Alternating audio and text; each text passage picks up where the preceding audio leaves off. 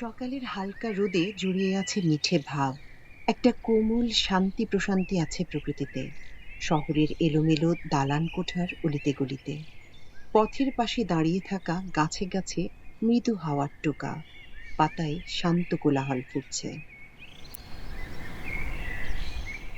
এরকম শান্ত সময়টিতে চোখ আটকে যায়। সেই যে তোমার অসুখে কিংসুকে, অলক্ষ্য রং লাগলো আমার অকারণের সুখে। চোখ বা মন স্থির হয়ে গেলেও এ কিন্তু অসুখ বা কিংসুক নয়, সবার অতি চেনা কৃষ্ণচূড়া। শহর জুড়ে অকারণ আগুন ধরাতে শুরু করেছে এ গাছ। লাল কমলায় ছলকে ওঠা রূপ, চোখে নেশা ধরায় হারিয়ে যায় মনও। ৩০°C বেশি তাপমাত্রা না উঠলে এ ফুল ফোটে না। ফলে গ্রীষ্মের প্রচণ্ড দাবদাহে সেজে ওঠে বিশাল দেহী এ গাছ।